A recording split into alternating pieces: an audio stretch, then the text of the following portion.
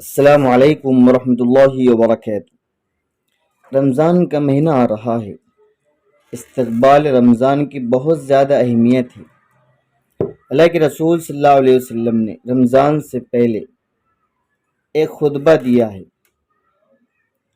حضرت سلمان فارسی رضی اللہ تعالیٰ عنہ فرماتے ہیں، اور اس خطبے کے اندر چند کام کرنے کو اس مہینے کے اندر، اس مبارک مہینے میں ہمیں حکم دیا ہے اور کرنے کا طریقہ بتلایا ہے۔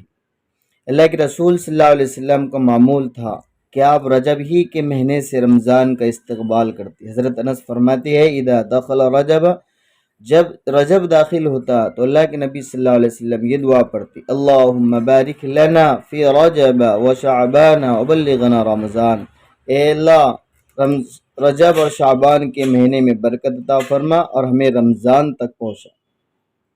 تو صحابہ کرام کو اللہ کے نبی نے جمع کیا، اور یہ ممبر پر شعبان ہی میں ایک دن رسول اللہ صلی اللہ علیہ وسلم ممبر پر جلوہ افروز ہوئے اور یہ خطبہ دیتے ہوئے ارشاد فرمایا، یا ایہا الناس قد اظلکم شہر رمضان شہر عظیم شہر فیہ لیلۃ خیر من الف شہر جعل اللہ صیامہ فریضۃ وقیام لیلہ تطوعا من تقرب فيه بخصلة من الخير كان كمن أدى فريضة فيما سواه ومن أدى فريضة فيه كان كمن أدى 70 فريضة فيما سواه وهو شهر الصبر والصبر صوابه الجنة وشهر المواساة وشهر يزاد فيه رزق المؤمن۔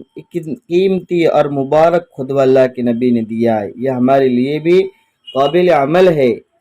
فرمایا، اے لوگو، یا ایھا الناس، اے لوگو، رمضان کا مہینہ تم پر سایہ فگن ہو رہا ہے، بڑا عظیم الشان مہینہ ہے۔ اس میں ایک رات ایسی ہے جو 1000 مہینوں سے بڑھ کر ہے۔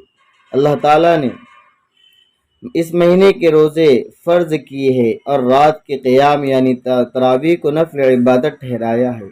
جو شخص اس ماہ میں ایک نفلی نیکی کرے گا اس کا ثواب اور دنوں کے فرض کے برابر ہوگا، اور جو کوئی ایک فرض ادا کرے گا اس کا ثواب اور دنوں کے 70 فرضوں کے برابر ہوگا۔ فرمائے، یہ صبر کا مہینہ ہے اور صبر کا بدلہ جنت ہے۔ یہ غم ساری کا اور ہمدردی کا مہینہ ہے۔ اس میں مومن کا رزق بڑھا دیا جاتا ہے۔ تو یہ قیمتی خطبہ اللہ کے نبی نے فرمایا کہ رمضان کے روزے فرض، تراویح نفل یعنی سنت ہے، اور صبر کرنا ہے اور ایک دوسرے کے ساتھ ہمدردی غمخواری کرنا ہے، اور رمضان کے مومنوں کے لیے رزق کو بڑھا دیا جاتا ہے۔